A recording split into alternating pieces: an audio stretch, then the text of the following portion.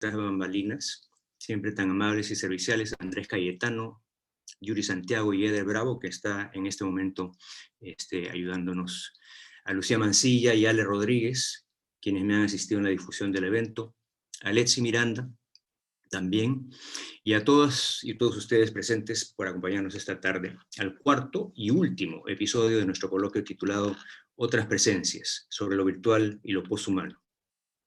A todos nosotros nos interesan justamente esos dos temas centrales para nuestra experiencia en el mundo hoy. La virtualidad como una dimensión que ha extendido y por lo tanto está transformando de maneras radicales nuestra forma de vida en el planeta y nuestra conciencia colectiva e individual, y lo posthumano justamente como la problematización de nuestra concepción de lo que es el ser humano y cómo es que eso tiene que empezar a ser reconcebido en esta época de transformación que estamos viviendo en pleno antropoceno y a través de la revolución digital. Solo para recapitular, antes de presentarles a nuestra ponente de hoy, quisiera mencionar las tres ponencias anteriores, simplemente para darles una idea de los temas que hemos estado cubriendo con Francesca Ferrando, que fue nuestra ponente inaugural, profesora en NYU, en Nueva York, Estados Unidos, y autora del reciente e importante libro Philosophical Posthumanism, posthumanismo filosófico. Fue nuestra ponente, inaugural, con su ponencia Presencia Posthumana, que introdujo el tema de lo posthumano con su complejidad y siempre en búsqueda de formas, Francesca, de lograr vivir plena y consciente y libre y feliz con nuestros prójimos en esta época tan crítica. Lorena Rojas Parma, de la UCAP en Caracas, Venezuela, quien junto con Humberto Valdivia dirigen lo que solo puedo concebir como un think tank, ¿no?, que incluye proyectos de curaduría filosófica y reflexión sobre el fenómeno digital que durante este año, con la colaboración de la Fundación Telefónica, entre otras instituciones, han realizado múltiples, muy importantes eventos en torno a estos temas que estamos tratando. Ella nos trajo con su ponencia una reflexión sobre amores híbridos y amores posthumanos. Hoy tenemos a Paula Sibilia, autora de 3 libros importantes en nuestro tema: el clásico La intimidad como espectáculo, luego El hombre postorgánico y finalmente Redes o paredes. Ella es ensayista e investigadora argentina, residente en Río de Janeiro. Se dedica al estudio de temas culturales contemporáneos bajo la perspectiva genealógica, contemplando particularmente las relaciones entre cuerpos, subjetividades, tecnologías y manifestaciones mediáticas o artísticas.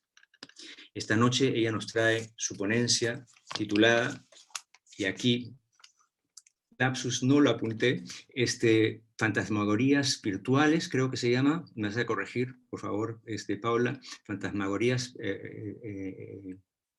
virtuales. ¿Me ayudas, por favor? ¿Cuál es el resto? No te preocupes, que luego lo digo yo. Bien, entonces con ustedes les dejo a Paula Sibilia. Enseguida, bueno. Aquí apareció un cartel. Bueno, buenas tardes, buenas noches. Gracias a Víctor, sobre todo por la invitación y por la iniciativa, y a Lorena y a Francesca también por la complicidad en esta aventura. Y bueno, a todos ustedes por la presencia virtual, por la escucha y por el diálogo que vamos a tener enseguida. Entonces, bueno, para empezar les cuento que cuando Víctor me propuso formar parte de este proyecto, allá por marzo o abril, si no me equivoco, de este año tan peculiar, tuvimos un encuentro en Zoom, los 4, ¿no? O sea, ustedes 3 y yo. Y yo les agradecí mucho la invitación y la confianza, pero les dije que no tenía idea de qué aportar a un coloquio como este. Aún más abrumada o estupefacta, en fin, como estaba en aquel momento con la tan reciente intrusión de este acontecimiento que fue y que sigue siendo la pandemia, ¿no? Por eso, entre otras cosas, les pedí el favor de que me pusieran última en la programación del coloquio.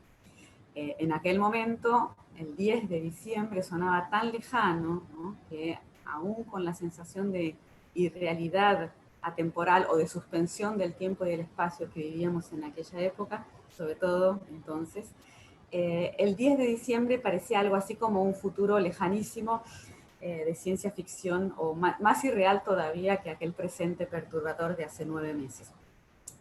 Pero bueno, aquí estamos, Diciembre ha llegado, el año se está yendo y todavía seguimos bastante encerrados en nuestras casas, los que tenemos esa posibilidad al menos, y todavía encontrándonos así, por Zoom, ¿no?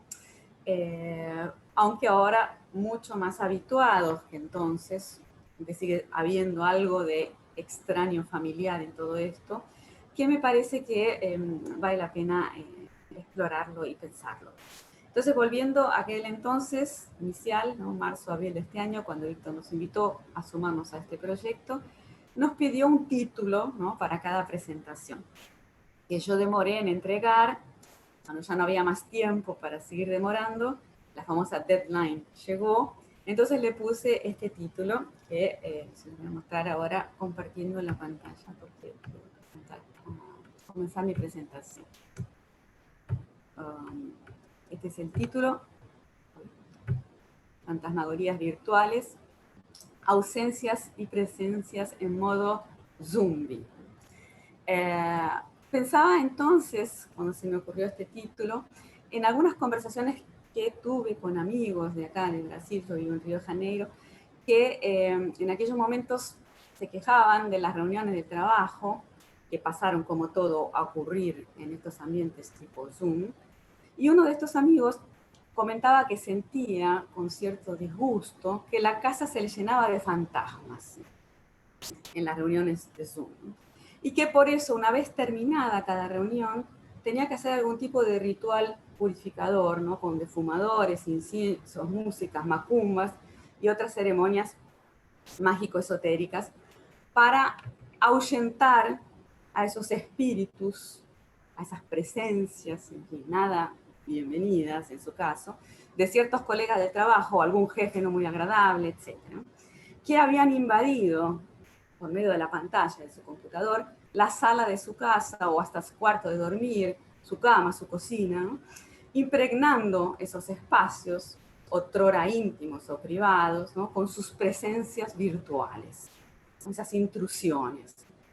Y con esas conversaciones también que antes solían ocurrir en espacios públicos, ¿no? O semipúblicos, como la oficina, la universidad, un auditorio de conferencias, etc.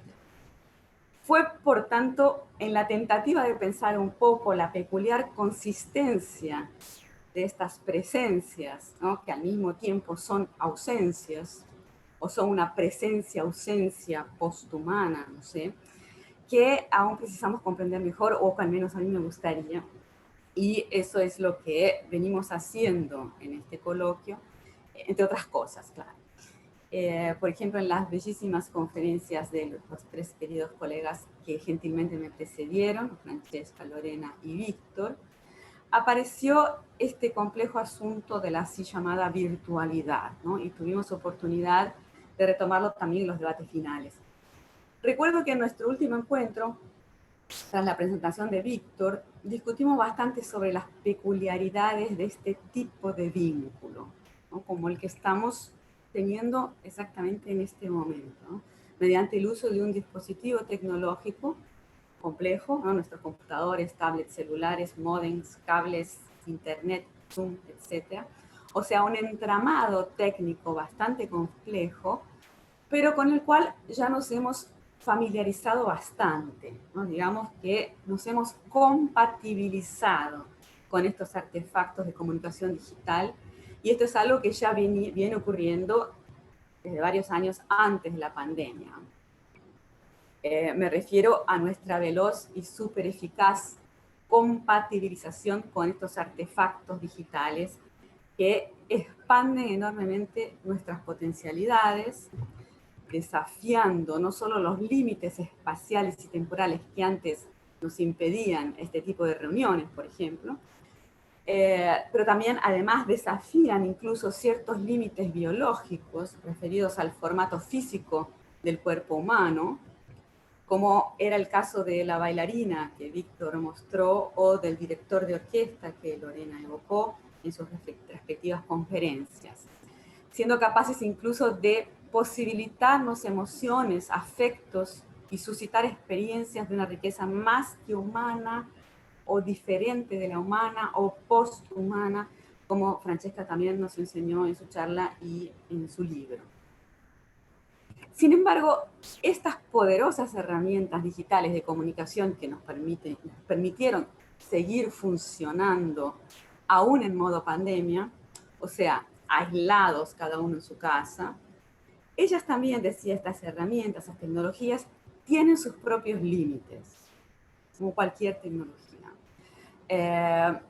Entre los límites que tienen estos dispositivos está el hecho de no contemplar más que los sentidos visuales y auditivos, por ejemplo, ¿no? Con su énfasis en las pantallas, los micrófonos, los auriculares. Hablamos un poquito de esto en la última sesión.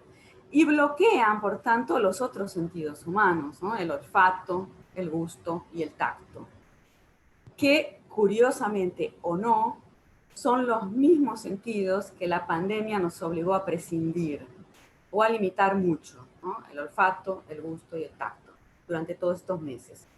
De eso se trata entonces la propuesta, intentar pensar un poco más a fondo, o desde esta perspectiva que yo traigo, la curiosa consistencia de estas presencias-ausencias, presencias/ausencias, presencias de la ausencia del otro, ausencias de la presencia del otro, creo que decía Víctor, si mal recuerdo, en su conferencia del mes pasado. Entonces se trata de pensar en estas fantasmagorías virtuales con las cuales ahora convivimos o en las cuales nos convertimos, porque así y en ellas pasamos buena parte de nuestras vidas. Y con respecto al chistecito, ¿no? Del zumbi o zombie, confieso que me salió un poco sin querer, en realidad medio de casualidad, pues así lo vengo llamando desde que me enteré de que existía este artefacto, el Zoom, que fue en aquella misma época de la invitación inicial para este coloquio, marzo o abril de este año. Diría que cariñosamente lo vengo llamando así, zumbi, desde entonces, desde siempre para mí. Entonces confieso que a veces no tan cariñosamente también. Y eso que en todos estos meses ya somos casi íntimos, Zumbi y yo. Compré incluso una suscripción profesional, ya di muchísimas clases, conferencias, entrevistas, participé en innumerables reuniones de trabajo, pero también con amigos y familia, como supongo que todos ustedes también. Cenas, cumpleaños, fiestitas, etc. Y sin embargo, como quizás nos ocurre a todos, algunos más, otros menos, sigue resultándome bastante perturbadora esta experiencia un tanto fantasmagórica de estar aquí en la sala de mi casa en Río de Janeiro, Brasil, dando una conferencia en Lima, Perú, con gente que está en Caracas, Nueva York, etc.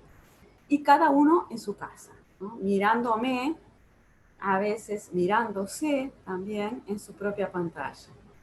Entonces fue que recordé una frase de Kafka, Hans Kafka, que yo había trabajado hace tiempo en mi libro La intimidad como espectáculo, publicado en castellano en 2008, o sea, hace toda una eternidad, ¿no? La frase de Kafka es la siguiente, la escribió en su última carta a Milena en 1923.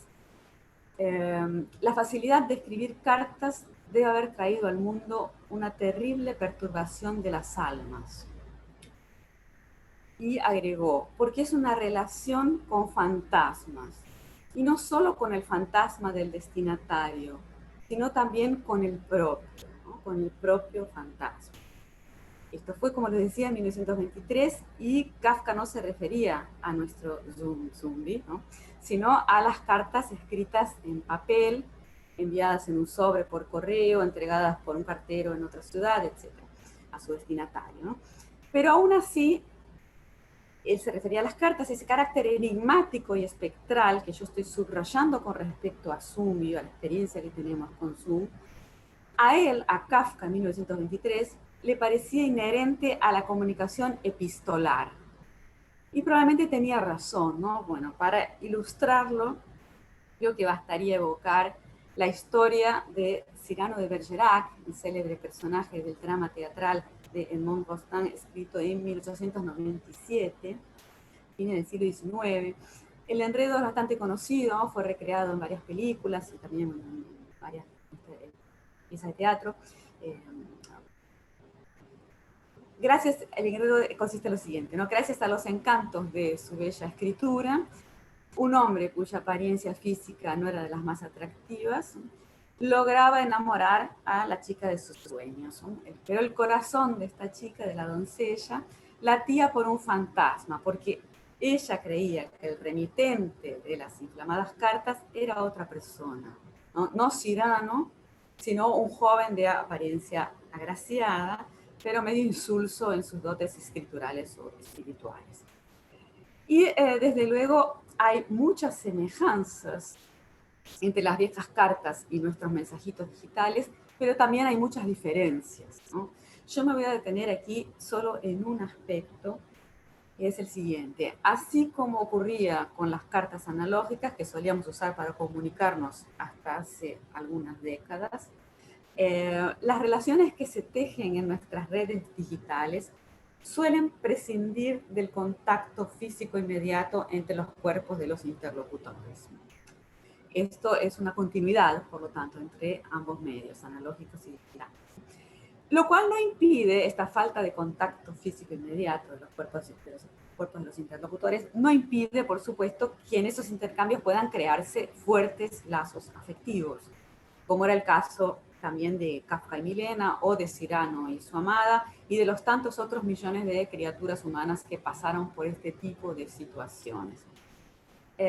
Sin embargo, por algún motivo sospechamos, o sospecho, que hay algo más fantasmagórico todavía en las prácticas actuales, o quizás esa fantasmagoría cambió al pasar del soporte analógico al digital, del papel a las pantallas, incluso de las palabras escritas que demoraban en llegar a la imagen filmada y la voz que ahora nos llegan de inmediato en tiempo real, como suele decir. Entonces, volviendo rápidamente a Kafka, esto le dijo también a Milena en su última carta de 1923. Después del correo, la humanidad inventó el telégrafo, el teléfono, la telegrafía inalámbrica. Esto hasta 1923, ¿no? Y al final sentenció, los fantasmas no morirán de hambre, pero nosotros sucumbiremos.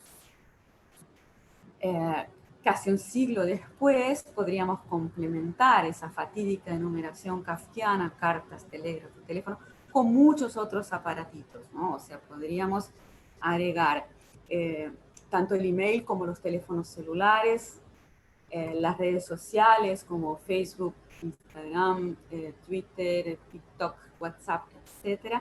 Y claro, nuestro Zoom, por supuesto, ¿no? ¿Cómo no? Así, kafkianamente, podemos decir que el año de la pandemia, 2020, nos encuentra de alguna manera devorados por los fantasmas de la virtualidad informática. Los fantasmas no morirán de hambre, ¿no? Decía Kafka. O quizás convertidos en ellos, ¿no? Fantasmagorizados, zombificados, ¿no? Los fantasmas no morirán de hambre, pero nosotros sucumbiremos. ¿A qué sucumbiremos? Podríamos preguntarle a Kafka. Esperemos que no nos conteste acá, porque si no, ahí sí, ¿no? Se confirma. Pero ¿a qué sucumbiremos? Podríamos preguntarle a Kafka y podríamos imaginar alguna respuesta. Pero en todo caso, vean, yo creo que resulta inquietante lo que sugiere el término ghosting, ¿no? Un neologismo que también evoca a los fantasmas para denominar una práctica nueva, relativamente nueva, pero en ascenso, que se trata del súbito enmudecimiento de alguien con quien se tenía una relación afectiva, pero que de repente decide terminar toda comunicación sin dar explicaciones, simplemente dejando de responder los mensajes recibidos por las diversas redes sociales. O sea, se vuelve un fantasma, desaparece. Y eso no deja de ser un modo de aprovechar, ¿no?, la funcionalidad propia de este tipo de canales, ¿no?, a través de los cuales nos comunicamos, por los cuales esos afectos suelen fluir, ¿no?, y que prescinden justamente de la analógica y a veces incómoda presencia física del otro. Entonces son muy prácticos en este sentido, ¿no?, en la posibilidad que nos dan de fantasmatizarnos. Más prácticos incluso tal vez que las cartas, el telégrafo y todas las otras, el número, el teléfono, ¿no? Entonces, ahora sí, para ir entrando ya en la parte, segunda parte, o más bien, parte ya hacia el final de mi presentación, voy a hacer mención a esta película, ¿no? Que me parece que es casi evidente, obvio, ¿no? Citarla, Her o Ella, de 2013, cuyo protagonista se enamora de un programa de computador muy simpático, dotado de una sensual voz que parece femenina. Claro que así contado, si nosotros no conociéramos esta película, que yo supongo que la mayoría de ustedes la vio, la conoce, así contado suena absurdo, ¿no? O sea, porque mantener una relación amorosa con un software como si fuera una persona es algo impensable o como mínimo hasta medio ridículo, ¿no?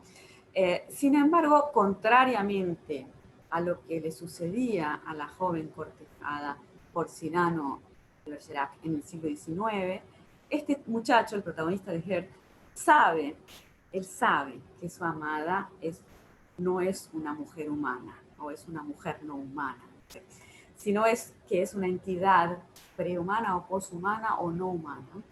Y él sabe entonces, y aún así el relato es creíble.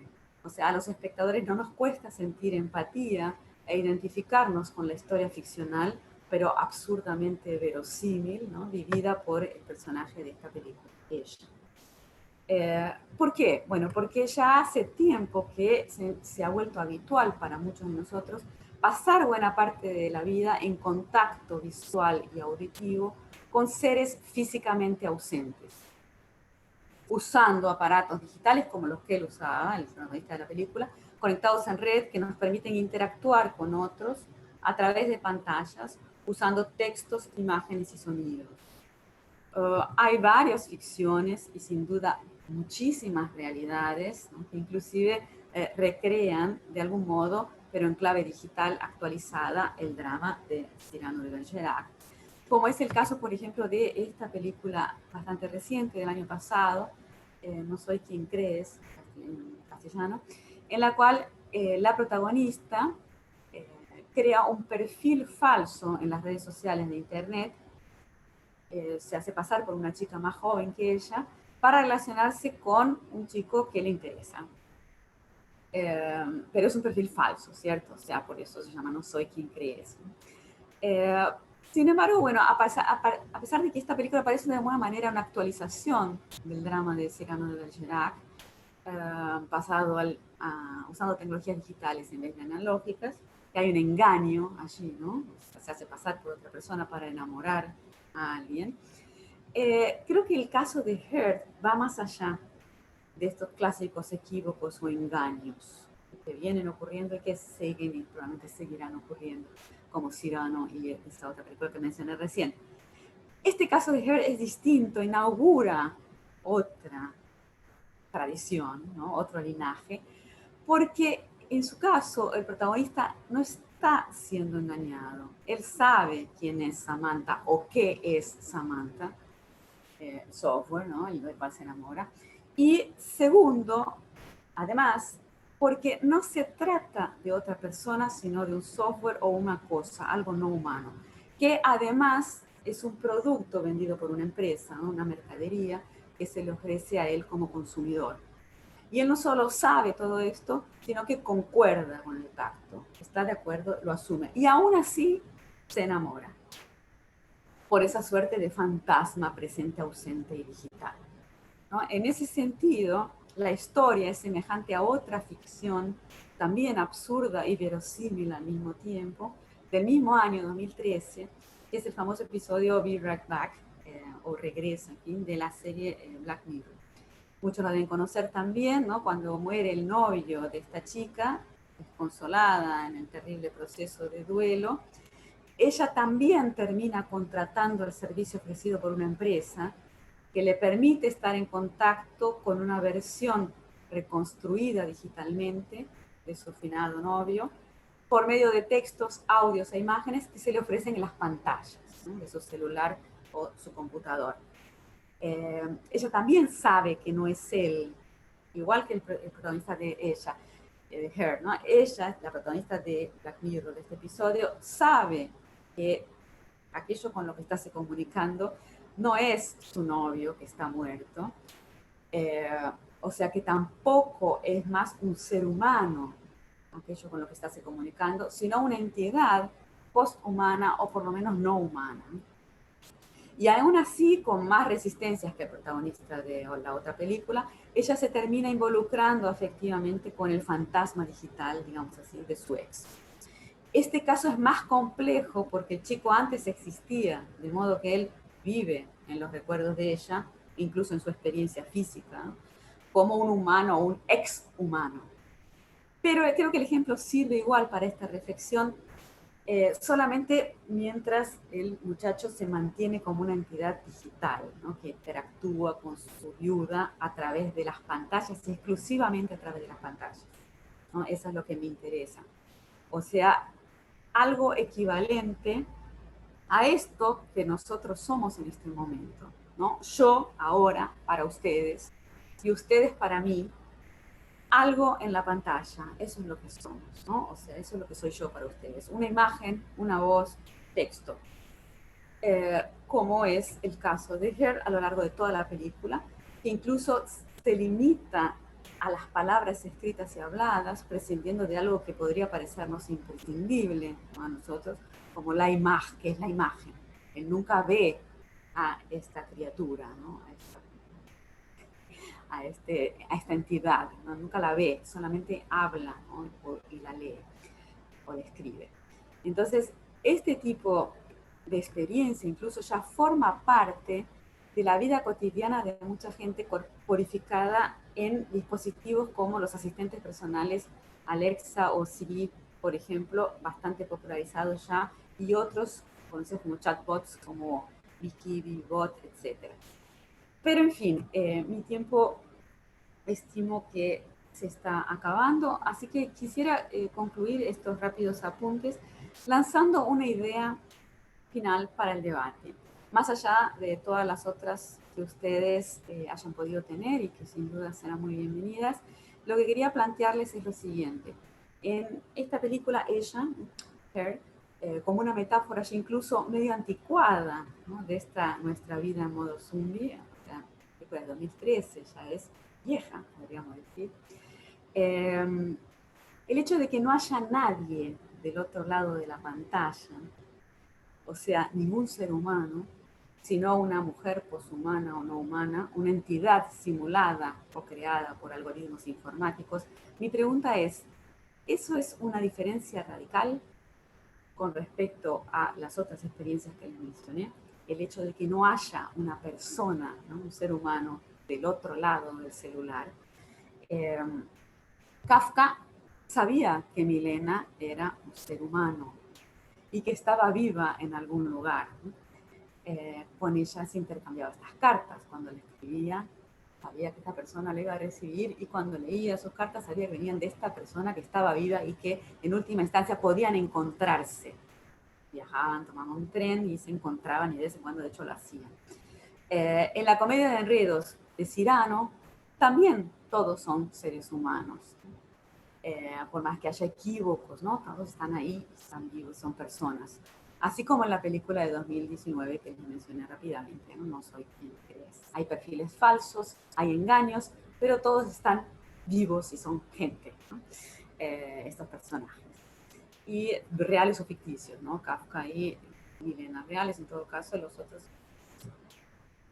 Y lo mismo acá, quiero creer, o no, no sé. O sea, yo, Víctor, Lorena, Francesca, todos ustedes, en principio, y más allá de nuestra consistencia exclusivamente audiovisual ahora, en nuestras pantallas, nosotros estamos dotados de cuerpos biológicos que ocupan un espacio tridimensional bien concreto en algún lugar del planeta, ¿no? Yo aquí en mi sofá de Río de Janeiro, ustedes cada uno en sus respectivos lugares tienen sus osamentas, ¿no?, y sus cuerpos, ¿no?, y sus vidas reales allí donde estén.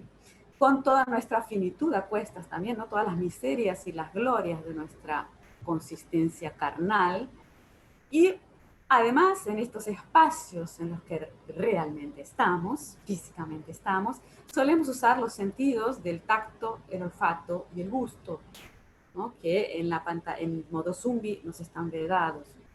Entonces, nuestras interacciones físicas con el entorno inmediato, además de los sentidos visuales y auditivos, usamos también el tacto, el olfato y el gusto, y nos desplazamos tridimensionalmente por el espacio.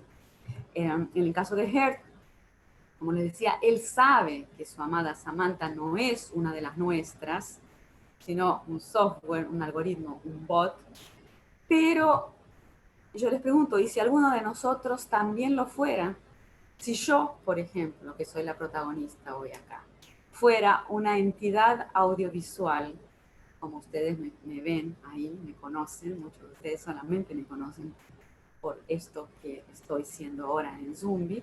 Entonces, pero si yo fuera eso realmente, solamente eso, ¿no? Y nada más y nada menos que eso, una entidad audiovisual programada para dar conferencias como esta, por ejemplo. De algún modo comparables a la bailarina que mostró Víctor o al director de orquesta de Lorena, ¿no? En tal caso, lo que les pregunto, ¿eso haría alguna diferencia para ustedes? Si yo fuera eso, esa entidad audiovisual que vive en el Zumbi, ¿haría alguna diferencia para ustedes? Y para mí, ¿haría alguna diferencia? Y podría agregar, y para las personas que están en este entorno físico conmigo, ¿haría diferencia o no? Y si sí, ¿no? Si la respuesta es positiva, o sea, si hay diferencia, ¿no?, entre esa entidad que ustedes están, con la cual ustedes están interactuando en este momento y van a interactuar más todavía dentro de instantes, fuera algo que es eso y solamente eso y nada más y nada menos que eso, no tiene este correlato físico, ¿no?, tridimensional que yo les estoy jurando que sí tengo. Pero si no lo tuviera, ¿haría diferencia o no? A lo que me refiero, y bueno, ¿en qué consiste esa diferencia si la tuviera? A lo que me refiero con esto, o lo que pretendo insinuar, es que el drama presentado en la película Hair, el hecho de que Samantha no sea humana, puede ser solamente un paso más comparado con los otros dramas mencionados aquí rápidamente antes, o con innumerables otros dramas reales o ficticios que tanto abundan en la intensa fantasmagoría de las relaciones humanas. Sería solo un paso más, decía, un paso importante, claro está, aunque sutil y quizás plausible, sin duda verosímil, como vimos, pero solo un paso más, gradual, ¿no?, un paso, en la tendencia hacia la virtualización de los cuerpos y los vínculos. Se acentúa en este caso de la película tanto ese aislamiento del yo como esta descorporificación del otro, de la presencia-ausencia de los otros, ese aislamiento y esa descorporificación o virtualización que son tan típicos de los contactos por medio de redes informáticas a los cuales estamos cada vez más habituados, ¿no?, más todavía en la pandemia con la generalización del modo Zoom. Pero digo que quizás no sea algo tan distinto de lo que hacemos ya de modo cada vez más naturalizado. Tal vez sea solamente una cuestión de grado, lo que proponía esta película Hair, ¿no?, una exageración cuantitativa y no cualitativa, no algo radicalmente distinto, sino un grado más, puesto que no hace más que radicalizar la virtualización del otro. Esa virtualización, pregunto, ¿equivale a su inexistencia? ¿O a la irrelevancia de su existencia? Al menos en su corporificación demasiado humana pareciera que sí, ¿no? O sea, no hace diferencia si es humano o no lo es. Por lo menos es el planteo de esta película. Supongo que los especialistas en posthumanidades aquí virtualmente presentes tendrán mucho para decirnos sobre este tipo de cuestiones que, al menos a mí, disculpen mi atávica antigüedad, yo soy de la época de Cyrano de Bergerac, pero bueno, todavía me despiertan bastante perplejidad y también mucha curiosidad, entonces desde ya les agradezco mucho la paciencia en la escucha y abrimos el debate, si les parece, voy a la actividad. Muchísimas gracias, Paula. Bueno, una reflexión, a mí me parece que toca un punto muy importante de lo que estamos viviendo todos en este momento. Para mí siempre la pregunta de la digitalidad tiene que ver con cuál es la naturaleza del ser humano y cuál es el sentido de la existencia humana. Y las preguntas que tú estás haciendo me parece que van en esa dirección. Voy a tratar de hilar unas cuantas ideas que he ido apuntando a medida que has avanzado, mientras los que están en la audiencia, por favor, si pueden y tienen esa disposición de escribir sus preguntas en el chat, para que luego las incorporemos en la discusión. Para hacer un poco el tiempo, quisiera hacer entonces un par de reflexiones acerca de lo que has dicho. Esta pregunta es que sí es que es una diferencia de grado, me parece a mí muy importante, porque lo que Kafka está mostrando con las cartas es que, digamos, la dimensión virtual que nosotros creíamos o creemos o pensamos o estamos inclinados a pensar surge con el mundo virtual. Nos está diciendo más bien que la virtualidad es algo con lo que hemos lidiado desde que somos humanos. O sea, la carta fue una modulación de lo virtual en el ser humano, esa fantasmagoría. Derrida decía que con el cine volvía, irónicamente, aquello que la ciencia había marginado y eliminado, supuestamente, que era el ámbito de los fantasmas, ¿no? Eso mismo que tú estás diciendo. Entonces, yo quisiera primero pensar en eso. Tú preguntas si es que es una diferencia de grado. Yo quisiera empezar por la experiencia que hemos tenido nosotros con el Zoom y la pandemia.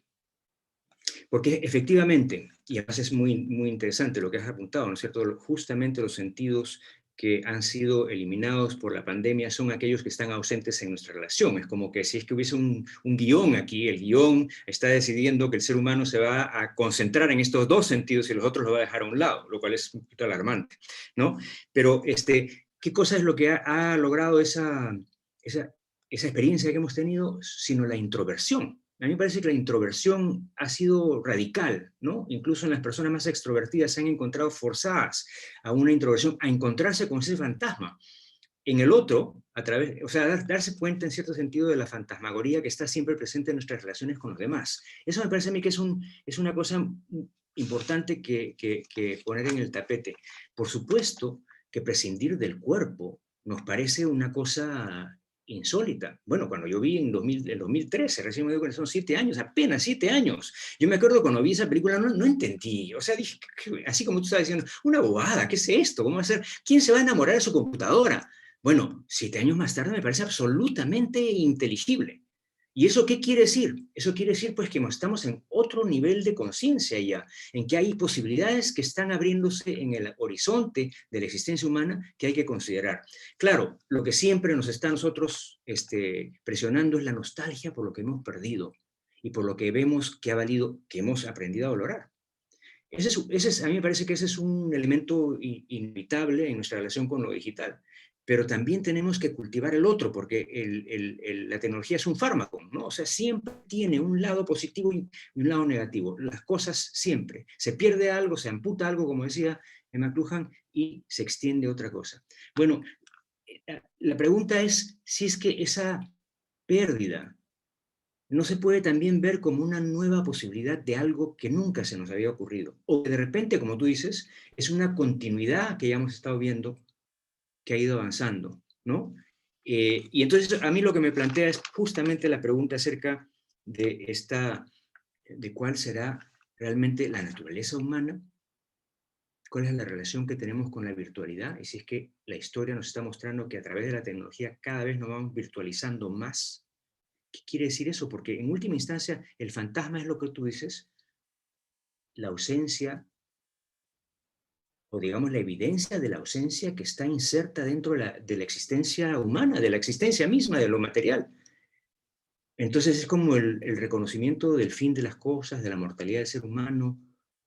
No sé, yo termino simplemente otra vez citando a Ortega y Gasset, cuando Ortega y Gasset dice que en nuestra época de lo que se trata ya no es de el seguir trabajando la razón, identificándonos con la razón, sino de sumergirnos en la parte de abajo de ese iceberg del cual la punta es la razón, para explorar todo aquello que hemos dejado desconocido nosotros y que por eso mismo está en un estado salvaje e ignoto, ¿no? Que a mí me parece que tiene que ver con esa introversión, esa fantasmagoría.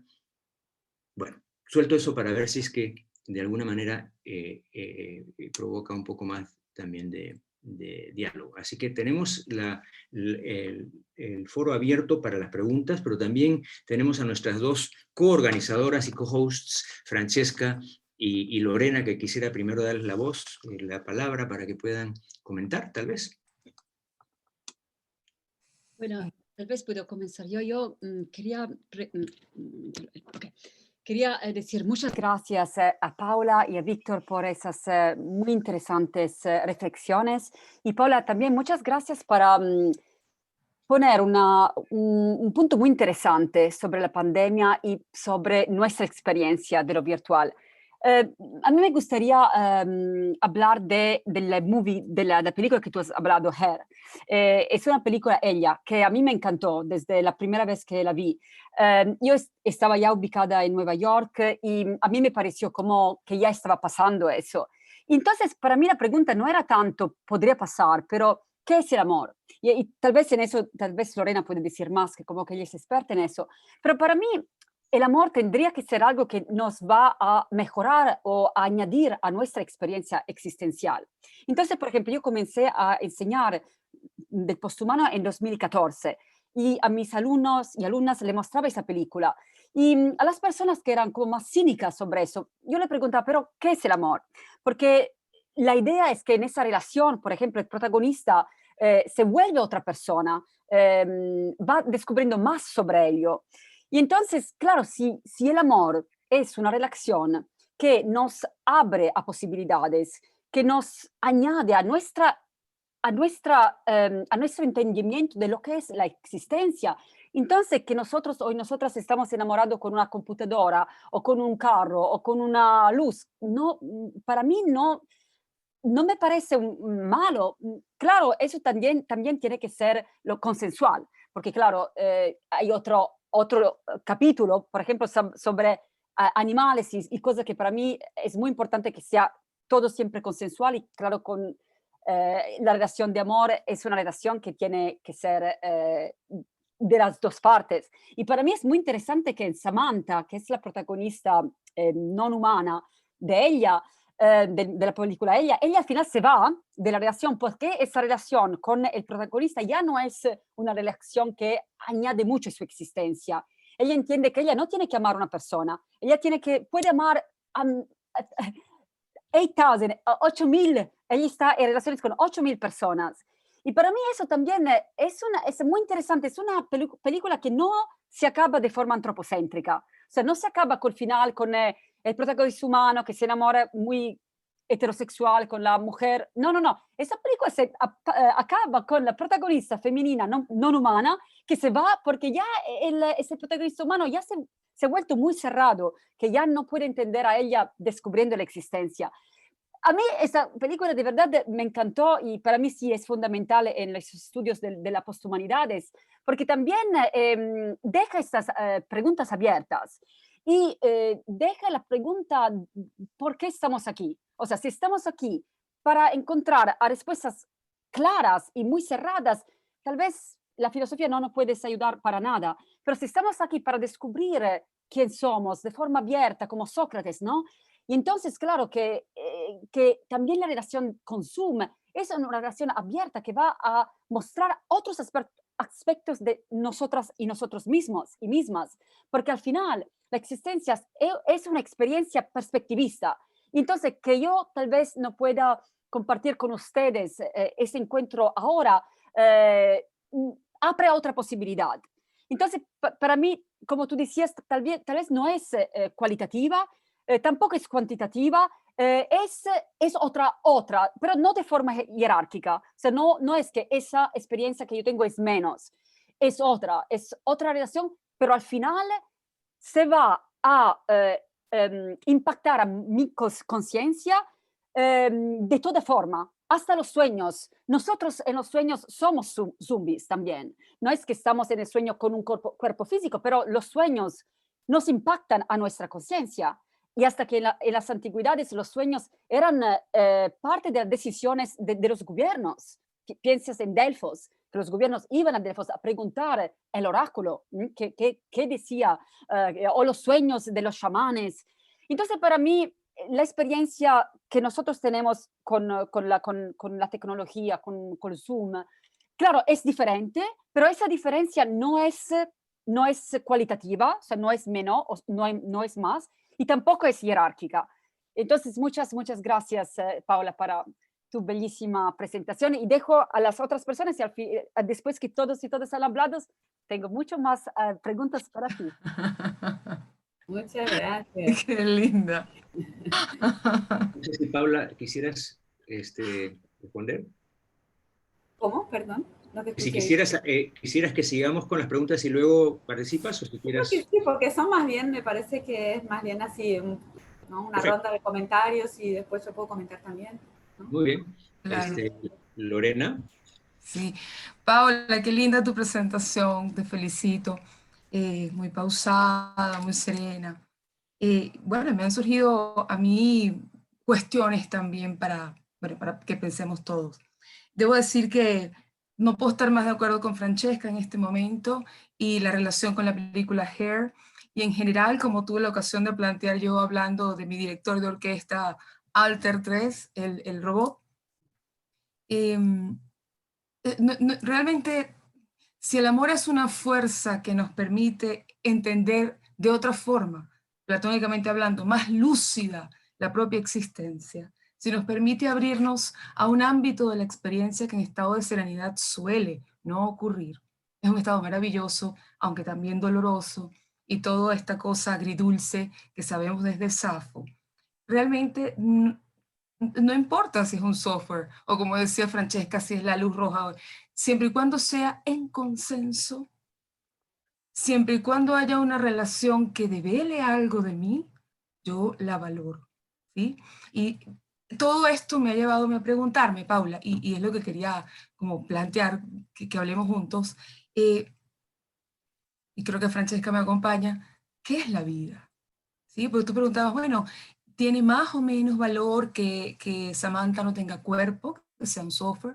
¿Tiene más o menos valor que, por ejemplo, que tú no fueras ser humano, sino que fueses una como estas chicas, yo no me recuerdo del nombre, de estas chicas adolescentes de Japón, es una cantante, ella es virtual, ella no quedó, Avatares, ¿no? Avatares. ella, no, pero ella tiene un nombre, ella es famosa, por decir, no sé, voy a decir Britney Spears, voy a decir algo así, pero ella siempre ha sido digital. Y ella tiene fans, ella tiene seguidores, esta misma es Miku. Ella tiene seguidores, ella tiene fans, y no importa si ella existe o no, perdón, si ella es humana o no es humana, es que no importa, ella está allí, baila, canta, tiene seguidores, tiene fans, da conciertos, los llena. He visto que algunos son conciertos presenciales, otros no. Es algo maravilloso, creo yo, que me permite hacerme la pregunta sempiterna, ¿qué es la vida y cómo hoy la podemos entender? Yo también opino que, y he tenido ocasión de escribirlo, que, bueno, no contra, pero repensando algunas posturas que asumen que estos medios son, en general, el mundo digital es una sustitución de algo como Bauman, por ejemplo, cosa que no es una sustitución porque las experiencias no se sustituyen, siempre son distintas. Y esta es otra manera de estar. Y siempre lo digo, tengo otra manera que tengo de hablar con Víctor, otra manera que tengo de estar con todos en este momento. La valoro y estoy totalmente de acuerdo que no es jerárquica, es distinta y se abre a un montón de posibilidades de que viajemos juntos de miles de formas y compartamos muchas cosas. Por tanto, ese planteamiento que se hace desde el poshumanismo, que es la vida y que nos lleva a una discusión ontológica, como también lo ha dicho Francesca y lo ha escrito, me parece que resolvería, bueno, eso es una palabra muy fuerte, que replantearía con mucha lucidez preguntas como esta. Pues si hoy vemos que en última instancia somos todos un poco lo mismo, y que en última instancia no tenemos cómo distinguir lo que llamamos virtual o digital y lo que no, ¿cómo seguimos trazando dualismos o diferencias o, o carencias? Yo más bien creo, como Víctor, que esto abre un montón de posibilidades, las vivo, las disfruto, las conozco, digamos, ¿no? Las trato de ver con cierta amorosidad y me conmueve ver cómo, y creo que lo he dicho antes, tantas cosas, tantos sueños del corazón humano se han plasmado aquí.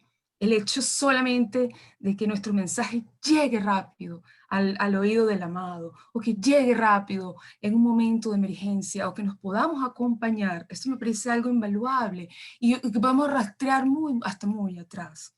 Por eso, y termino, yo me pregunto, y me lo he preguntado escribiendo algunas cosas, ¿ha habido aislamiento en esta extraordinaria situación de pandemia? Ha habido aislamiento, esto no ha permitido una apertura al mundo Zoom, esto de ser zombies, no nos ha permitido una apertura al mundo que de otra manera no. ¿Qué distingue esta pandemia de la pandemia del siglo XVII o de la fiebre española, por decir algo? Es que no me sé más, pero no sé, podemos llegar hasta la de Pericles. ¿Qué distingue esta? Que estamos acompañados, que nos leemos cosas que hemos visto. Yo vi un tweet en Twitter, una señora que tenía la costumbre de leer, una señora mayor, como de 70 y tantos años, que tenía la costumbre de leer con sus amigas todas las tardes, juntas. En vista de la situación, pues ya no pudo seguir haciéndolo, su nieto le habilitó Zoom y ella estaba sentadita junto al Zoom leyendo el libro junto con sus amigas. Una experiencia absolutamente maravillosa. Otra, de otra manera, una lectura distinta, se acompañaban, y la señora ya no estaba sola, tal vez sus amigas tampoco. Yo siempre voy a votar a favor de esa amorosidad y de esas posibilidades, sin negar, por supuesto, las limitaciones de todo, pero me gusta pensar, digamos, desde este horizonte que se abre a sueños concretados, por así decirlo, y bueno, le doy la palabra a Paula o a otra persona que quiera comentar. Bueno, vamos a abrir el foro para las preguntas. Hay una persona con la mano levantada. Solamente quería acotar que la pregunta que hizo Francesca acerca del amor, de la importancia del amor, me parece que va de la mano con lo que está diciendo Lorena. O sea, que si el propósito es el autoconocimiento, o sea, que lo que descubrimos en el otro es importante para lo que abre en nosotros, entonces, ¿qué importa que sea una voz digital que de repente no tiene materia, de repente no tiene ni siquiera una referencia humana, pero que tiene un efecto en nosotros y que logra lazos con nosotros que son nuevos, que no son iguales, ni tienen por qué estar comparándose si es que son mejores o no con los otros, sino que son complementos. Estamos creciendo de maneras que una cosa no quiere decir que excluyamos la otra. Creo que detrás de la idea está que lo virtual siempre es artificial, es menos real, pero estamos descubriendo que lo virtual no es menos real. Estamos descubriendo que en muchas formas puede hasta tener más realidad que lo físico, ¿no? Bueno, a ver, Mafe, tenías tú la mano levantada, si es que quieres hacer una pregunta. Mafe Izaguirre. Adelante, puedes abrir tu micro.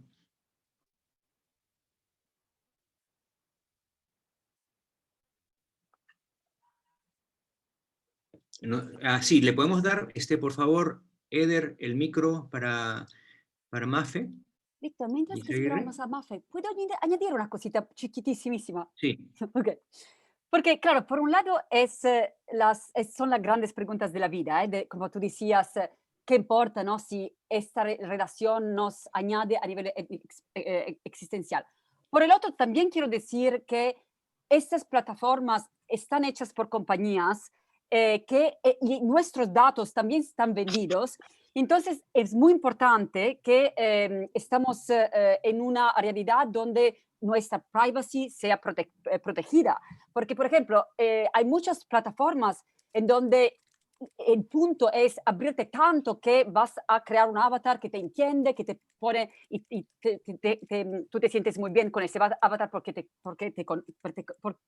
conoce, pero tiene que poner todos esos datos sobre ti, y esas son compañías privadas, y esos datos están vendidos. O sea, por ejemplo, yo estoy en los Estados Unidos, no hay ley que contra de eso, y hay en Europa. En Europa no se pueden vender los datos privados, pero aquí no. Entonces también quiero decir que, claro, para mí es cierto que la tecnología es una experiencia existencial, pero también estamos en una específica era temporal, y también tenemos que estar muy cuidado con los que ponemos allá en la red, porque esos datos no son privados. Entonces también quería decir esa chiquita cosa. Gracias, Mafe. Ok. Bueno, hola Paula, bueno, hola a todos, siempre es como súper chévere verlos a todos. Yo soy artista, Paula, no soy filósofo, pero quería hacer un comentario. Yo, por ejemplo, a tu pregunta, considero que en cierto grado la experiencia sí es diferente. Y lo entiendo como si fuese el descenso de los dioses, ¿sabes? Por ejemplo, yo trabajo con máquinas, yo creo máquinas, y esas máquinas las considero que son una extensión de mi existencia, son una extensión de mi mente, de mi cuerpo, pero también de mi sistema simbólico. Entonces, en esa virtualización, o esa expresión de la virtualización en la tecnología, que es también desconfigurar un poco mi cuerpo, me ha permitido pluralizar mis experiencias emocionales, espirituales, intelectuales, de todo tipo, y también las físicas. Entonces, por ejemplo, yo ahora estoy transitando un tema con la identidad de género, ¿no? Porque en mi forma humana soy mujer, pero en mi forma poshumana estoy compuesta por una mujer y también por unas máquinas que son en inglés un it, un objeto. Entonces, ahorita estoy, por ejemplo, en esa pregunta existencial de si debo en algún momento hacer una declaración para que mi narrativa sea coherente y además para poder entender y encarnar la experiencia, ¿no? De ahora ser un individuo plural e híbrido. O sea, llega la implicación hasta allí. Pero también está el tema de que las máquinas son lenguaje. Entonces, en la interacción como decía Francesca y como decía Lorena, en la interacción de este personaje con Hertz, esa entidad virtual está también creciendo y está alimentándose de la interacción humana. Entonces, ¿hasta qué punto ese contenido residual no es también una expresión existencial válida, ¿no? Que participa, que nos afecta, que también tiene su propia naturaleza de desarrollo, que además está basada en una lógica matemática, humana, que no está fuera del sistema de la naturaleza al que nosotros pertenecemos. Entonces es como hasta dónde nosotros, por ejemplo, cuando estamos durmiendo, cuando estamos soñando, como decía Francesca, no existimos en esa instancia del sueño. Mis máquinas vienen de unos sueños. Yo soñé con esas máquinas y las materialicé. Y todo lo que ha sucedido después de materializar las máquinas ha sido como un poco desdibujar esa línea que separa la realidad del contenido simbólico que son los sueños. Entonces yo creo que es bastante complejo, pero en el fondo la imagen que me trajo tu pregunta fue esa. Es como que si de pronto nosotros pudiésemos tener acceso a interactuar de forma distinta con nuestros dioses, ¿sabes?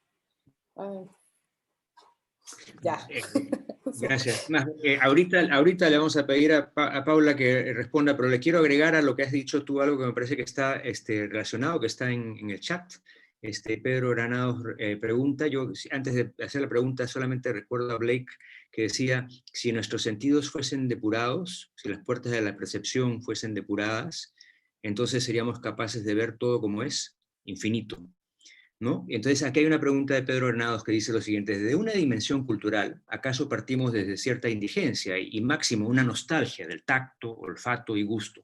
Pero por ejemplo en la mística, un fantasma, nos informan que todos los sentidos confluyen e incluso se refuerzan. Mística correspondida o no, partimos desde una mirada urbana y secularizada que no probablemente en mundos lejanos de Adorno no es la experiencia de toda la gente. La experiencia del arte o de la poesía, asimismo, nos permite convivir intensamente con los fantasmas. Ahora sí le puedo dar la palabra a Paula. No, bueno, son muchísimas cosas y ya ni siquiera el mundo y sus alrededores, las galaxias. Les agradezco mucho los comentarios y, bueno, mucho más allá, ¿no? de lo que yo presenté. pero eso es interesante también, ¿no? Lo que resuena en cada uno. Y podría hacer varios comentarios, ¿no? Pero desde mi ámbito de trabajo, que es más es la antropología y la mirada genealógica, ¿no? Sobre la tecnología. Entonces yo diría que de una mirada histórica, digamos así, ¿no? O sea, en realidad yo no soy filósofa, soy antropóloga y trabajo en el área de comunicación con el estudio de las tecnologías en contacto con la subjetividad, o sea, cómo las tecnologías crean subjetividad, ¿no? Y al transformar, mi foco apunta justamente a la transformación de la tecnología analógica a la digital. Entonces hay una hipótesis, hay una transformación de la subjetividad que va junto con la transformación tecnológica. Entonces una mirada histórica, digamos así, ¿no? Histórico-genealógica. Y entonces la idea es que no es lo mismo, ¿no? O sea, yo dije que iba a desarrollar solo un aspecto a partir de Kafka, diciendo que en su relación con Milena, por medio de tecnologías analógicas, a él le quedó claro que era todo mentira. O sea, para decirlo muy simplificadamente, pero en realidad no es exactamente eso, ¿no? No es mentira, es una irrealidad compleja, ¿no? O sea, es la relación con un fantasma. Ella se transformó en un fantasma, y no solamente ella se transformó en un fantasma, al relacionarme con ella yo también me transformo en un fantasma, ¿no? Porque hay una distancia ahí que el cuerpo de ella se me evapora, ¿no? O sea, lo que suele suceder en realidad en la experiencia de enamoramiento, ¿no? O sea, por eso es válido tanto para la película Her, que se enamora de esta entidad, como en el caso de Kafka con las cartas a Milena, o como en muchísimas otras experiencias que uno puede tener, ¿no? Como el ghosting, etc. O sea, hay también, y bueno, lo que ustedes mencionaron del amor, Francesca, y de la amorosidad, Lorena, y hasta incluso esta cuestión de los sueños y los dioses que mencionaba Maje. O sea, hay ahí algo que es del orden de la fabulación propia, o sea, y entonces ahí independe del otro, de alguna manera. Es un otro que uno se inventa, ¿no? Que siempre lo es, no digo que no lo sea en las otras situaciones, ¿no? Pero ahí voy a la cuestión del grado, ¿no? O sea, el cuerpo le pone un límite, lo analógico le pone un límite a la fabulación, porque está el cuerpo de esta persona que está aquí adelante mío y me dice, mira, las cosas son, esto es así, ¿no? Y hay un límite entonces a mi posibilidad de inventar ese fantasma. Entonces yo lo leo un poco para ayudarme a pensar genealógicamente. ¿En qué medida la fantasmagoría analógica es diferente de la fantasmagoría digital? No porque una sea mejor que la otra, no porque una sea más real que la otra. En ningún momento hago yo esa diferencia, porque justamente la perspectiva genealógica ve regímenes distintos, ¿no? Se esfuerza por ver regímenes distintos. Entonces hay una hipótesis, que el régimen analógico, la carta es analógica, o sea, Kafka con Milena y Cyrano de Bergerac, en todo ese drama de intrigas, se conectaban entre sí a través de tecnologías analógicas, por lo tanto había una forma peculiar, diferente de la que nos propicia la tecnología digital, de experimentar el tiempo y el espacio, por ejemplo, ¿no? Al mandarnos cartas, la temporalidad es más larga, más incierta, ¿no? Porque la carta le puede llegar o no a Milena tal vez no le llegó la carta, o tal vez sí le llegó pero no me respondió, y yo no sé qué es lo que pasó exactamente, si no le llegó, si no me respondió. De todas maneras yo se la mando ahora y no le va a llegar ahora ni mañana, sino dentro de una semana o un mes, o quizás no le llega nunca. O sea, no hay como en el WhatsApp el cosito que dice, lo vio y no me respondió, ¿no? O sea, yo no tengo hay todo un trabajo ahí con la incertidumbre que no sé cómo sería si nosotros tuviéramos que hacerlo, ¿no? Porque nosotros ya somos justamente compatibles con otro arsenal tecnológico que nos propone otra temporalidad. Ahora acentué la temporalidad, pero podríamos acentuar otros aspectos, ¿no? La temporalidad me parece bastante clara en el caso de las cartas y el WhatsApp o el Zoom, ¿no? O sea, que es inmediato. Este momento estamos compartiéndolo sincrónicamente, o sea, estamos juntos en la misma temporalidad, ¿no? La espacialidad ya es otra, pero bueno, a Zoom no le interesa, ¿no? O sea, en el cambio de las cartas, la espacialidad era muy claramente otra y había que transitarla, ¿no? La carta tenía que caminar, el cartero tenía que transitar. En este caso, nuestra relación con el espacio-tiempo es muy distinta, ¿no? Y yo creo que eso hace cuerpo, o sea, eso hace experiencia, esa transformación, o sea, por eso la mirada genealógica es radicalmente contra la perspectiva de ver solamente continuidades, ¿no? Admite que hay continuidades, evidentemente, entre la carta y el WhatsApp, o entre una conferencia física, presencial, y esta conferencia de Zoom. Hay, obviamente, continuidades y muchas semejanzas, pero lo que hay más significativamente son diferencias, porque esas diferencias nos van a permitir ver las transformaciones históricas en la subjetividad y los modos de relacionarnos los unos con los otros y también con nosotros mismos. Y yo creo que el énfasis en el tiempo y el espacio, en el caso de la experiencia pandemia, ¿no? Esa relación con el tiempo y el espacio que ya venía cambiando, porque ya veníamos compatibilizando con los dispositivos digitales y entonces había toda una exigencia de inmediatismo, una falta de paciencia con la espera, por ejemplo, ¿no? Con la temporalidad lenta. Y cuando digo lenta, ahí no me refiero a los tiempos de Kafka y Cyrano de Bergerac, sino los 2 segundos más que tarda la persona que está en el cajero antes de nosotros y no sabe usar el sistema nuevo, y entonces perdemos la paciencia porque queremos, ¿no?, que todo sea rápido. Entonces hay, creo, transformaciones, algunas menos significativas que otras, algunas quizás más complejas o más sutiles que otras, pero creo que, o sea, lo que yo apunto a entender con mi investigación es en qué medida las tecnologías no son neutras, justamente. Entonces las tecnologías, al cambiar de analógicas a digitales, por más continuidades que haya, nos proponen, suponen y estimulan otros modos de usarlas, que son otros modos de vivir. Entonces, por más que haya esta virtualidad que Kafka detecta y que ya está presente, no usa esa palabra, ¿no?, pero estaría presente, tampoco Kafka dice le voy a hacer ghosting a Milena, ¿no? O sea, pero, y eso no me parece que sea menor. O sea, no es casual que no use la palabra virtualidad, no es casual que no le haga ghosting, no es casual que hayamos inventado una palabra, ghosting, para nombrar eso que antes no existía, o que quizás sí existía, ¿por qué no se la llamaba ghosting? Había otras palabras para nombrarla. Entonces mi hipótesis, ¿no?, de trabajo en general y en particular en este caso también, es que hay sí transformaciones, o sea que no es exactamente lo mismo. Y el esfuerzo es entender cuál es la diferencia, ¿no? Diferencias, en qué medida estas tecnologías nos hacen ser distintos a cómo éramos en el siglo pasado.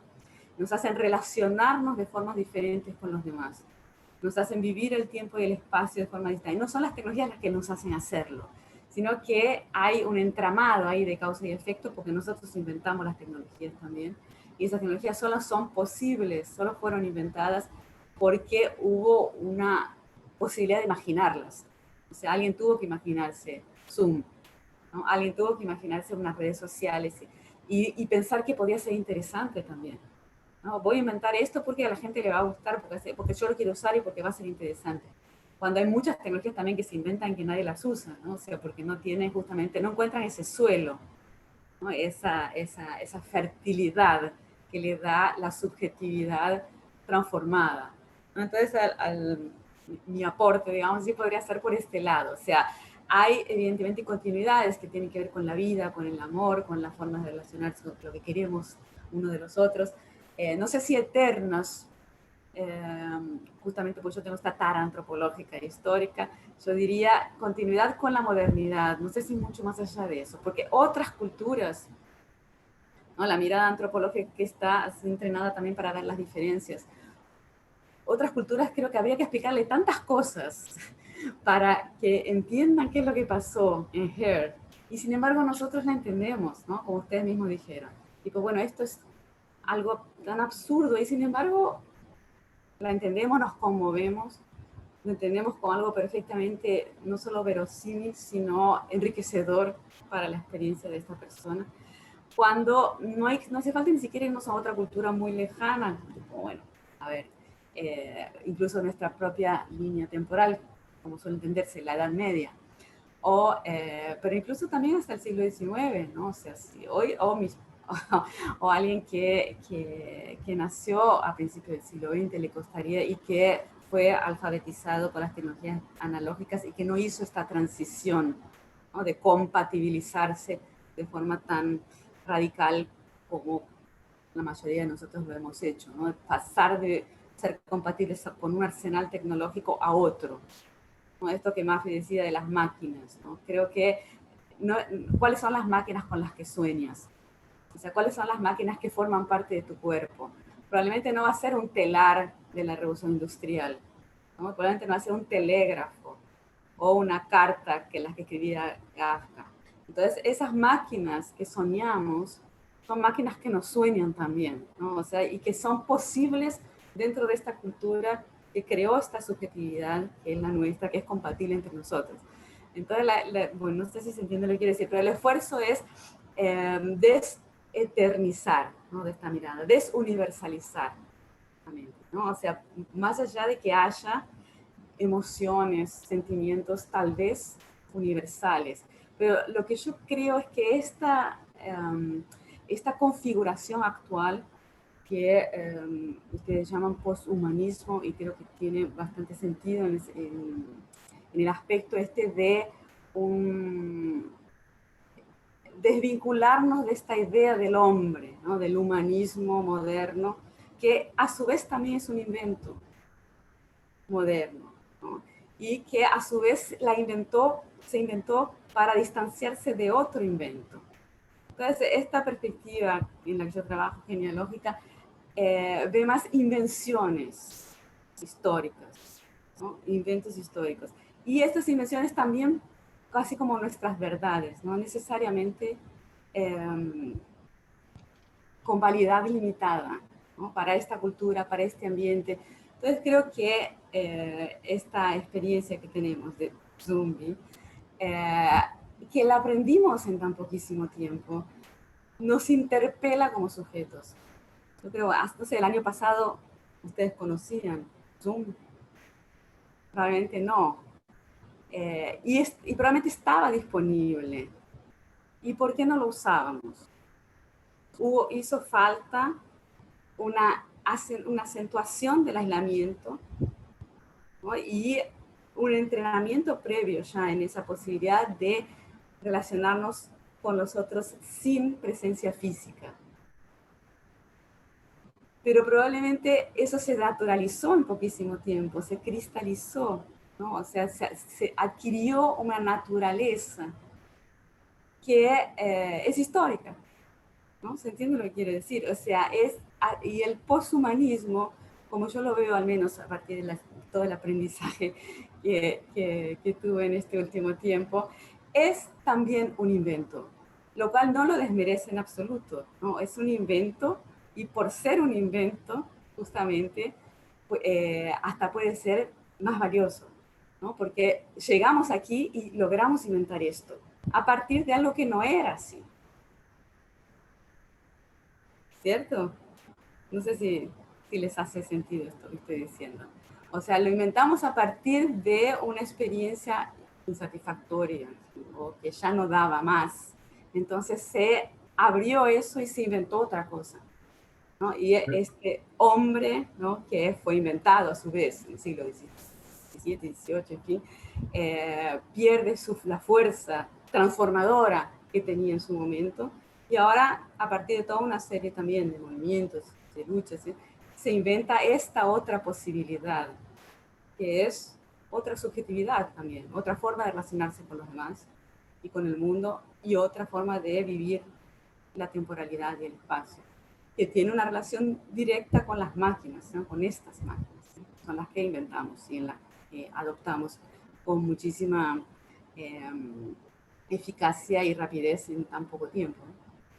Entonces creo que es un tipo de virtualidad comparable, pero diferente, ¿no?, a aquella que experimentaban los sujetos modernos, aquellos del humanismo, ¿no?, que se creían lo del humanismo, ¿no?, que compartían esa creencia, ¿no?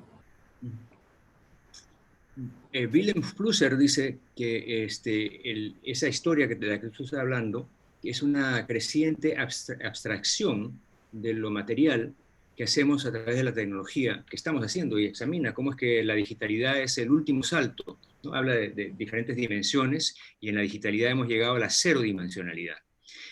La pregunta sería, ¿qué cosa es lo que impulsa ese movimiento? ¿No?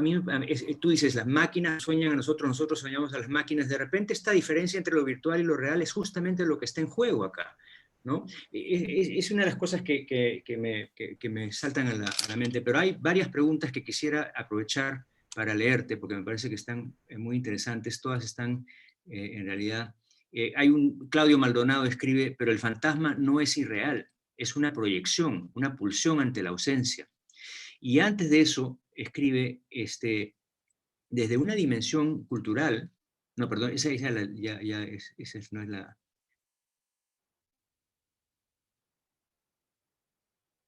Perdón, la tenía aquí, pero se me fue. Lo virtual no es irrealidad, es actualización de lo real. Una cita de Levi. Por tanto, lo virtual no es constitutivo, como ya se ha señalado. Mi pregunta es cómo pensar lo virtual más allá de la mediación tecnológica y pensar virtualidades no digitales, no mediáticas. Por ejemplo, los cuerpos que no se han identificado de las dictaduras, los cuales siguen siendo fantasmas, por tanto, virtuales, pero no digitales. Lo posthumano, creo, nos da pistas para pensar más allá de lo digital, ¿no? Había otra pregunta por aquí, y esta tiene que ver con el amor, que también la voy a poner todas juntas porque no se va a faltar el tiempo, y tú escoges lo que quieras contestar. Rubén Jordán escribe, ¿no creen que el amor pasional, en tanto estado de estupidez, se define en base a una experiencia fenoménica autónoma, condicionada bioquímicamente, independientemente de que el objeto intencional sea un ser humano, un fantasma o un programa?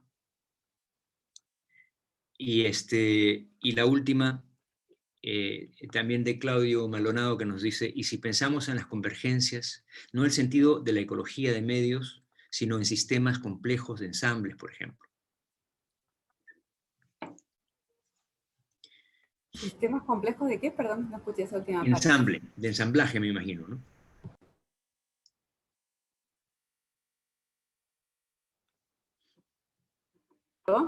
Bueno, yo hablo Y muchísimo. esas son las preguntas que sí, que quería... Ya estaba queriendo hacer más comentarios también, ¿o no? O Lorena, porque se abren muchísimas posibilidades. Sí, correcto, sí. Entonces, Francesca, Lorena, si quieren también intervenir, A mí me parece muy, muy interesante y muy importante lo que han dicho esto de todas. Y también eso que decía Claudio, de los cuerpos que no se han identificado de la dictadura, los cuales siguen siendo fantasmas, por tanto virtuales, pero no digitales. A mí me pareció muy interesante ese punto. Y entonces, claro, para mí es muy importante no pensar, por ejemplo, lo del posthumano solo como algo que llega cuando ya nosotros humanos entendemos que no somos solo físicos, que somos también virtuales, oníricos y todo, y puedes añadir cualquier cambio paradigmático que ya va a venir, porque estamos siempre evolucionando. Entonces, claro, esa es una evolución de la existencia y va a cambiar también, o sea, esa es solo una experiencia, y esa experiencia se va a modificar, y 100 años de ahora esa tecnología ya va a parecer muy, muy, muy antigua, como que ya no va a hablar a esas personas. También me gustaría comentar en eso de las cartas, porque hay algo un poquito diferente, y eso también me quería regresar también a la cuestión del capitalismo digital, porque por un lado tú tienes una carta que has escrito, la cierras, la mandas, pagas para que la manden, pero la carta por sí misma solo la va a abrir utópicamente solo la persona a la que tiene que llegar. Claro que en la dictadura la carta se la abrían todos y todas y a ver si llegaban, pero en general una carta tendría que estar abierta solo de la persona a la que va a llegar. Pero ahora con el email es muy diferente. O sea, cualquier cosa que tú escribes no es privado. Y eso tenemos todos y todas que tenerlo muy claro. Eso se llama capitalismo digital, y hay trabajos muy interesantes que todo lo que hacemos en online se venden hasta como typing, hasta como hacemos el TPO, hasta eso se vende por entender más a diferentes algoritmos. Entonces quiero decir que es diferente, o sea, yo soy la primera a decir que, claro, es una experiencia existencial, pero también estoy muy cuidadosa a lo que yo hago con el Internet, lo que yo busco en Internet, porque primero sé que nada de eso es privado, nada, nada, nada. Segundo, sé que lo que yo voy a poner en Internet también va a cambiar el Internet. O sea, cualquier búsqueda que yo voy a hacer también cambia los algoritmos. Entonces, hay una mezcolanza aquí muy interesante que es claro, es experiencia existencial y también lo que nosotros hacemos con eso, porque lo que estamos haciendo está cambiando ahora mismo el Internet, porque eso es algo vivo, o sea, la red es viva, no es algo muerto, es un fantasma muy vivo. Pero también eso es capitalizado, o sea, eso llega con el dinero, o sea, hay compañías que pagan las informaciones que están vendidas, por ejemplo, eso de Facebook, de poner a fotografías.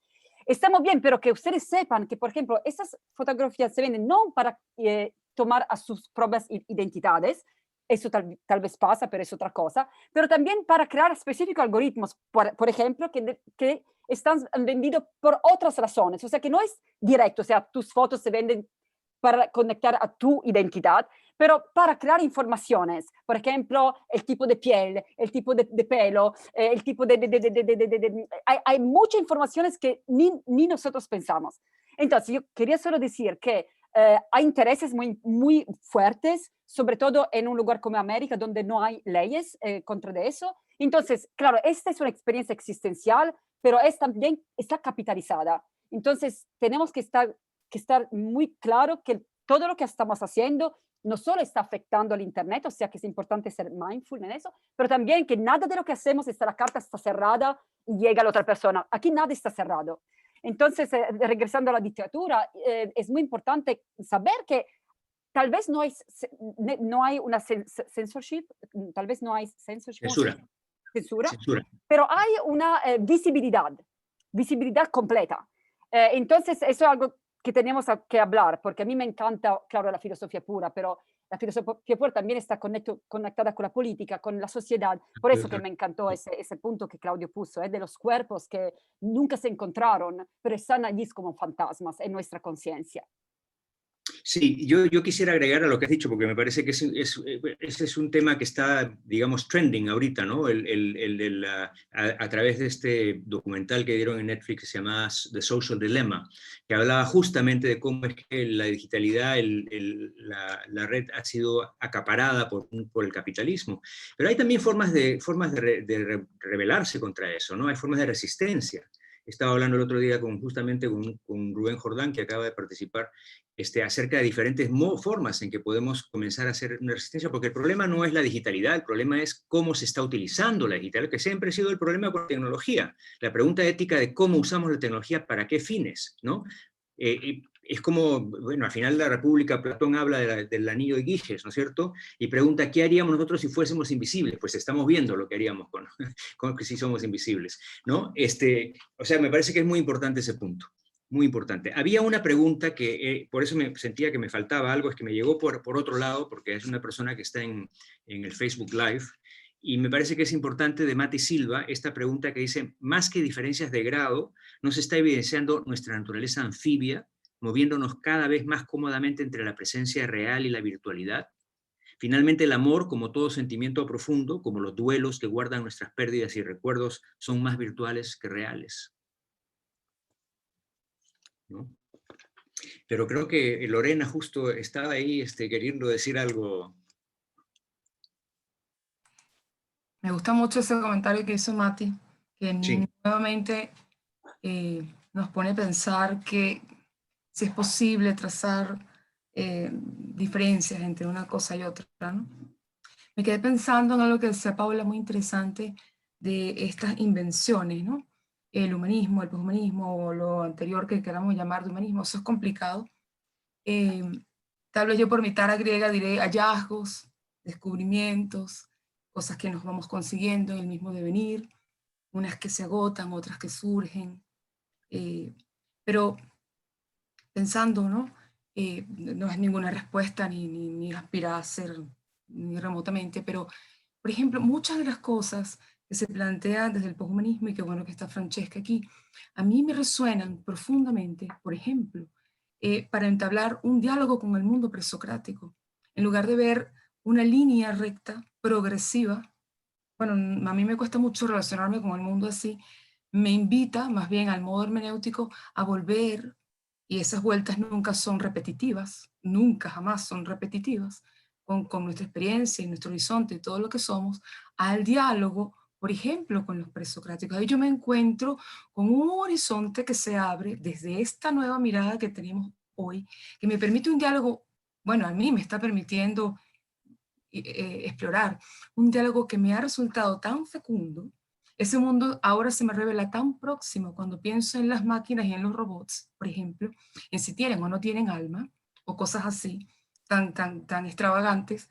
Desde allí yo puedo hacerme esa pregunta y puedo explorar respuestas, ¿sí? Pero yo no sé si son propiamente invenciones o hallazgos, como si fuésemos un prisma y vamos, bueno, a lo largo de las cosas, de la vida, de nuestros hallazgos, de nuestros fracasos, de nuestros desaciertos, encontrando espacios de nosotros mismos a explorar que siempre han estado allí o que vuelven de otra manera. A mí particularmente me resulta muy emocionante ver cómo este mundo para mí tiene posibles respuestas desde el mundo antiguo, griego o hindú o japonés. ¿Sí? Me resulta eso más bien una experiencia conmovedora, inclusiva. En este sentido vuelvo con esto muy empática, que más que dividirnos nos une, ¿no? De allí que hay como una confluencia, aquí se da como una confluencia de perspectivas de forma fluida, que me parece a mí siempre muy conmovedora, ¿no? Leí hace unos días este texto de Andrés Ortega, Víctor, El camino de las máquinas, de los robots, ¿sabes? Y él decía algo que, bueno, me ha llevado a mí a alguna investigación. El problema de la vida y de la relación con los robots, por ejemplo, o con lo que no es humano, comillas, es de Occidente. En Japón hay un ministerio de robótica no sé cuánto, y la relación con los robots es otra, porque el problema ontológico de Occidente es otro, ¿sí? Y eso abre un horizonte tan maravilloso para entablar el diálogo, no para enajenarnos, pero sí para entablar un diálogo que siempre implica un enajenarse un poquito, pero regresar, y regresar distinto. Y me ha parecido tan maravilloso, y vuelvo a mi punto, bueno, quizás lo que en este momento mueve mis inquietudes, que es la vida. Y si me lo pregunto desde este lado, me lo pregunto en el Ganges, o me lo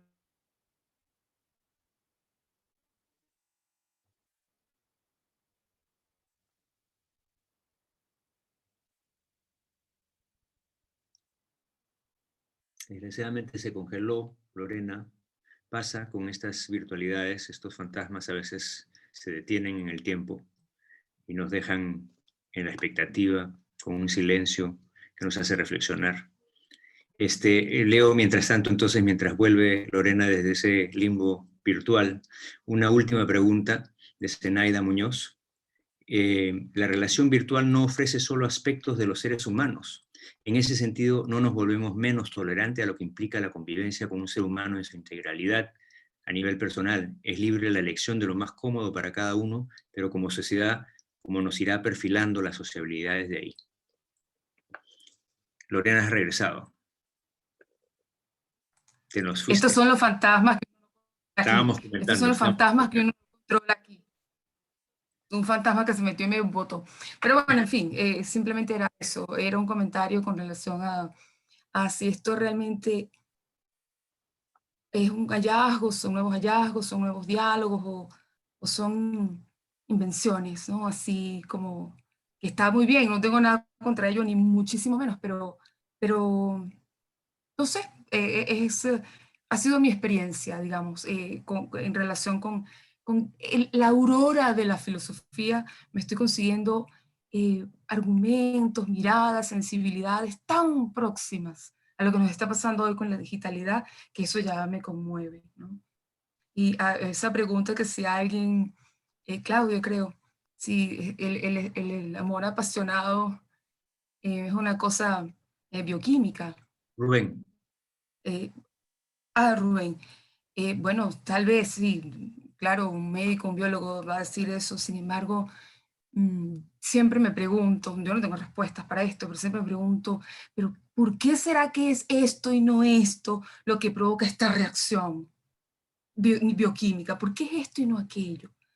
Si esa reacción bioquímica es una reacción, ¿realmente cuál es la causa? ¿Sí? Eso siempre queda como oscuro y me parece que nos lleva al misterio de Eros y bueno, ya ese es otro camino olímpico que tal Que vez... será la siguiente ponencia que Lorena va a presentarnos próximamente. Bueno, Paula, te dejo la última palabra antes de cerrar nuestro magnífico evento. Yo por lo menos he aprendido mucho en estas 4 sesiones. Qué responsabilidad. Bueno, muchísimas gracias por todos los comentarios, la verdad que muchísimas cosas y por todo lo que sucedió también en los otros encuentros. Nos llevamos mucho estímulo para pensar y para seguir reflexionando. Algunos de los comentarios que ustedes hicieron me llevaron tal vez a pensar sobre el tema de la neutralidad. Creo que sobre todo los comentarios que leíste.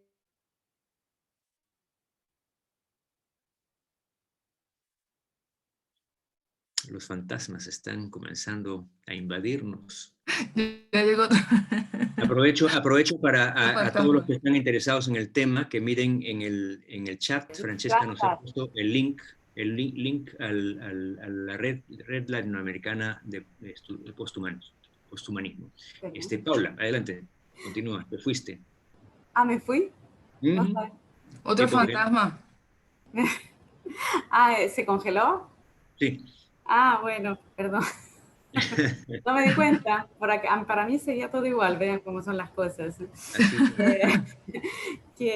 lo que les decía que me parece que hubo, así ahora haciendo un cierre así espontáneo a partir de todo lo que se dijo y de lo que pensamos y todo un montón de estímulos de pensamiento. Creo que si hay el hilo de conductor que se me ocurre ahora es que en nuestra visión de la virtualidad, cada uno desde su postura bastante diferentes y desde sus tradiciones, ¿no? O sea, Lorena nos trajo ahí el Ganges y los griegos, etc.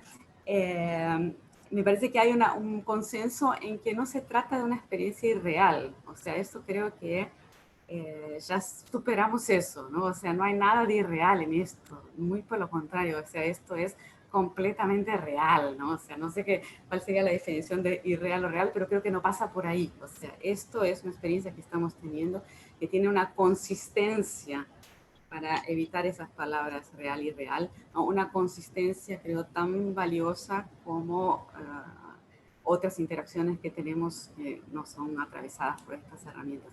O sea que no se trata de mejor o peor o real y real. Creo que esta experiencia de la virtualidad, no sé si la llamaría virtualidad, eso creo que tenemos tal vez que pensarlo mejor. Me parece que no es la palabra que define con más precisión, ¿no? Esta experiencia de... Tampoco es zombie, ¿no? O sea, zombie es un chiste. Y los fantasmas, bueno, los fantasmas me ayudaron a pensarlo a partir de esta anécdota que conté de mi amigo que decía que después tenía que hacer un ritual ¿cómo es? Limpieza. Un tal de limpieza espiritual porque se le llenaba la casa de fantasmas, ¿no? Entonces, y a partir, bueno, me acordé de lo de casa, ¿no? Cada uno hace ahí su relato de cómo apropiarse, ¿no? de estas novedades. Pero me parece que pondría ahora como puntos en comunes, o sea, no es irreal, esta experiencia no tiene nada de irreal, no tiene nada de menor también, o sea, de menos densa en sí, podría ser, ¿no? Pero no es necesariamente menos valiosa o menos importante que otras experiencias que tenemos mediadas de otra manera. Y lo que yo agregaría es que las tecnologías no son neutras, ¿no? Eso me parece que también es algo que yo no estaría de acuerdo. O sea, no creo que sean neutras, que depende de cómo uno las use. Me parece que las tecnologías tienen su marca, ¿no? O sea, no son neutras no porque sean buenas o malas, de nuevo, o porque sean mejores o peores. Esto hasta cada uno puede tener su opinión o su manera de juzgarlas, pero yo no estoy en ese terreno, ¿no? O sea, cuando digo que no son neutras, me refiero a que son históricas. Entonces tienen su marca de época. Entonces por eso las cartas no son neutras, así como Zoom no es neutro y WhatsApp no es neutro. No es que se pueda hacer cualquier cosa con estas tecnologías, ¿no? Hay ciertas cosas que son sugeridas que se hagan, ¿no? Con la carta por un lado, con el Zoom, con WhatsApp. Entonces en ese sentido no son neutras, sino que son invenciones, ¿no? Con toda esa complejidad, hallazgos, invenciones, de la palabra que le queramos dar, yo uso invenciones, que tienen su marca histórica y que por lo tanto están asociadas a la subjetividad que las produjo, que las asimiló, que las usa, ¿no? Entonces, cuando escribíamos cartas, ¿no? Poníamos en acción un tipo de subjetividad, así como una temporalidad y una espacialidad y una forma de relacionarse con uno mismo, con los demás y con el mundo, que a pesar de todas las continuidades y semejanzas que pueda tener con estas otras herramientas, son distintas, ¿no? Entonces, mi esfuerzo es por poner la lupa en la diferencia. O sea, en qué medida estas tecnologías nos sugieren que las usemos de otra manera, distinta a cómo usábamos las tecnologías analógicas. Y en ese sentido, entonces, yo iría por ese lado. O sea, así como la virtualidad no es irreal, no es menor, tampoco es neutra. O sea, tiene una marca, lo digital, ¿no? Estas herramientas digitales nos proponen formas de vivir, que no son exactamente las mismas que nos proponían, por ejemplo, las cartas. Yo diría que no es neutra. Yo no diría que no es neutra, yo diría que no es culpable, pero tampoco es inocente. No, culpable tampoco. No, tampoco digo, es inocente porque la tecnología es la que nos da nuevas posibilidades donde hay otra vez la deliberación de la libre voluntad acerca de cómo lo vamos a usar. Entonces no son inocentes, pero ellas no son las responsables somos nosotros. No, sin duda. Pero a lo que voy con que no son neutras, como te decía, no es que son buenas o malas, claro. No es que son mejores o peores, no es, hasta cada uno puede tenerse juzgarlas, ¿no? De esa manera, pero no es que no son neutras por eso. No son neutras porque en el plano de la moral, no es eso. No son neutras porque son históricas. Y al usarlas, creamos un mundo que no es el mismo mundo que creábamos al usar otras tecnologías. De nuevo, no porque sea mejor o peor, sino porque es distinto. ¿No? Y creo que esa diferencia puede ser tratar de entender en qué consiste esa diferencia. Entonces, eran fantasmas los de las cartas, son fantasmas estos, si queremos usar esa clave de lectura, ¿no? O sea, son fantasmas usando la reflexión de Kafka, y que más o menos vemos que un poco se aplica aquí, ¿no? Somos también fantasmas de alguna manera, en chiste, ¿no? Pero le damos esta consistencia también prestada, ¿no? La palabra fantasma parece que podría encajarse. Son y comparables, entonces, el de Kafka y nosotros. Comparables en muchos sentidos, y ahí vemos, bueno, cuáles son las semejanzas, ¿no? Y lo que perdura en una experiencia y en la otra. Pero también somos fantasmas diferentes, ¿no? Y en esa diferencia, creo que esa diferencia me parece que vale la pena explorarla más, tratar de entender en qué consiste esa diferencia. Bueno, muchísimas gracias. Muchísimas gracias, Paula, porque nos has dejado una pregunta que a todos les vamos a estar dando vueltas. No te quiero interrumpir, pero estamos ya pasados del tiempo, así que yo me quedaría toda la noche, pero en realidad tenemos un límite, así que yo les agradezco a todos haberse quedado hasta tan tarde. Ven el entusiasmo de Paula, que podríamos seguir más adelante por unas cuantas horas más. Le agradezco muchísimo a Paula por lo que ha hecho esta noche. Nos hemos todos enriquecido, me parece, y hemos pasado un rato agradable, que es el propósito de estas reuniones. Les agradezco mucho. Entonces, Paula, muchas gracias por venir. Francesca, Lorena, mis amigas preciosas. Gracias a todos. Vale. Que les vaya muy bien.